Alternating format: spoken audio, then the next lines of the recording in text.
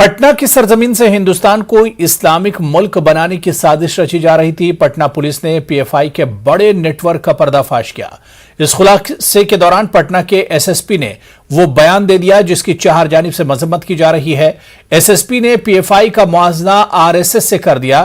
फिर क्या था, हर तरफ खलबली मच गई। पटना पुलिस हेडक्वार्टर ने एसएसपी को नोटिस जारी करते हुए 48 घंटों के अंदर जवाब देने की बात हिदायत दी है। आप भी सुनिए एसएसपी ने क्या कह दिया। अनुसंधान अभी तो अनुसंधान बिल्कुल प्रारंभिक स्टेजेस पर है। जो पता चला कि ऑर्गेनाइजेशन बेसिकली मोबिलाइज करती थी, मस्जिद में और मदरसा में यूथ्स को मोबिलाइज करते थे और कठोरता की तरफ, जिसको हम अंग्रेजी में रेडिकलाइजेशन बोलते हैं, उसके लिए ये लगातार कार्यशील थे। इसका जो मॉडस था कि ये लोग जैसे शाखा होती है, आरएसएस अपनी शाखा ऑर्गेनाइज करते हैं और लाठी की ट्रेनिंग देते हैं, उसी तरह से ये लोग शारीरिक प्रशिक्षण, फिजिकल एजुकेशन के नाम से लोग अपने यूथ को बुला के और उनको प्रशिक्षण दे रहे थे और उसी के साथ ही जो अपना एजेंडा है और प्रोपेगेंडा है उनके माध्यम से यूथ को ब्रेन वॉश करने का काम कर रहे थे। बिहार के दारुल हुकूमत पटना से मुत्तसिल फुलवारी शरीफ में केरला, मगरबी बंगाल, उत्तर प्रदेश, तमिलनाडु समेत कई रियासतों से ताल्लुक रखने वाले सिमी के पुराने मेंबरों को मुल्क दुश्मन सरगर्मियों को अंजाम देने की तरबियत दिए जाने के इंकशाफ के बाद खलबली मच गई।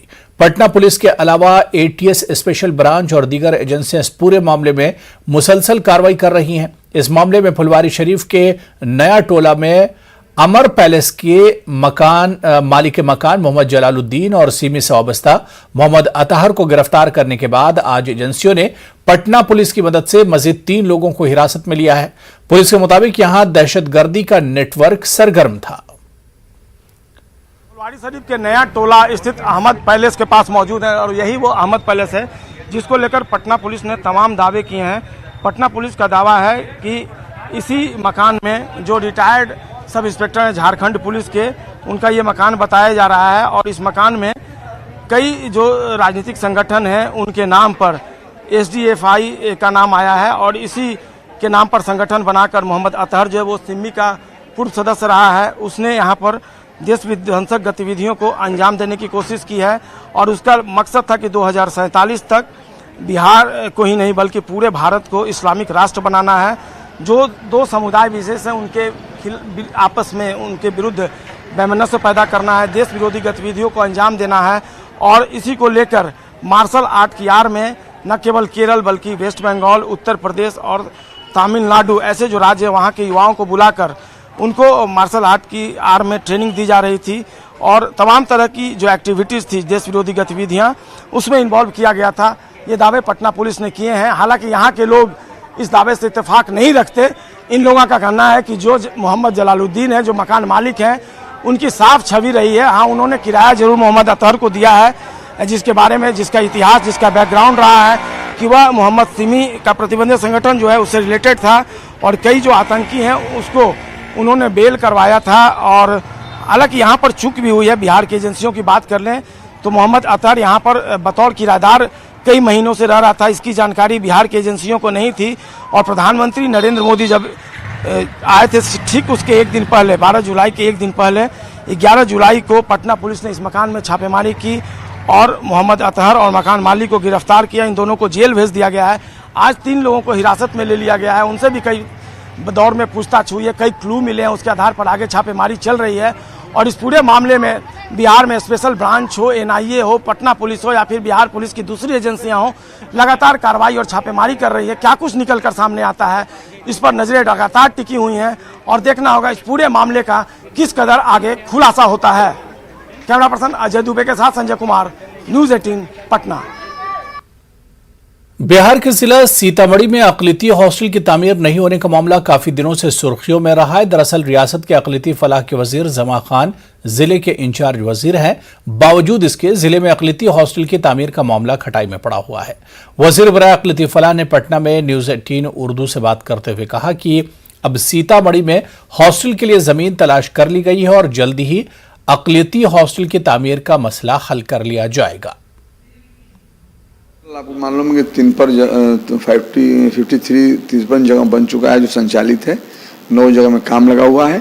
सीतामढ़ी का भी प्रॉब्लम था जो आपने कहा, उसके लिए मैं ज़मीन की व्यवस्था कर चुका हूँ और ज़मीन का ही प्रॉब्लम था वहाँ, अब बहुत जल्द वहाँ बनेगा।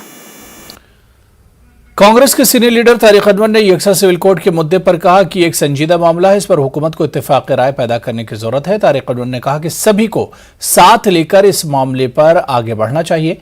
उन्होंने कहा कि हुकूमत पहले एक ड्राफ्ट लाए ताकि इस पर बहस हो सके।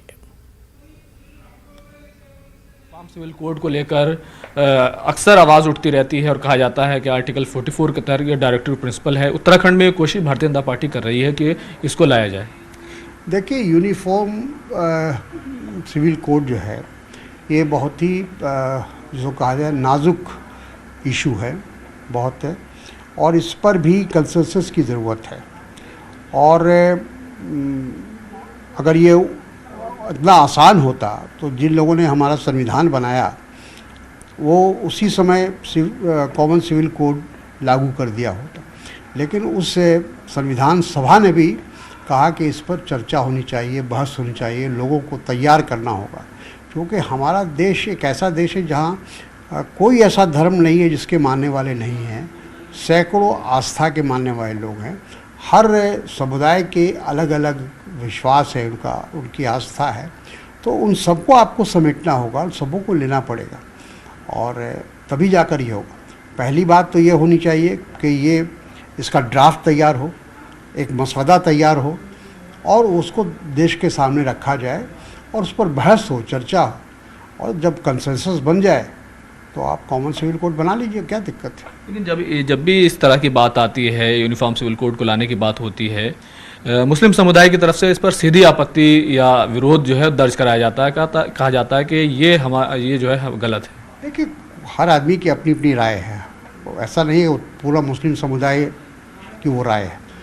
हो सकता है कुछ एक सेक्शन उसका विरोध करता होगा, लेकिन इसीलिए मैंने कहा कि पहले मसौदा तो लाइए, पहले ड्राफ्ट तो रखिए कि आप किस तरह का कॉमन सिविल कोड लाना चाहते हैं। उसके बाद जब सब लोग से चर्चा होगी, बहस होगी, उस पर मंथन होगा तो वो कुछ चीज़ निकल कर आएगी। शुक्रिया। कैमरामैन हरीश के साथ खुर्रम शहजाद, न्यूज़ 18 दिल्ली।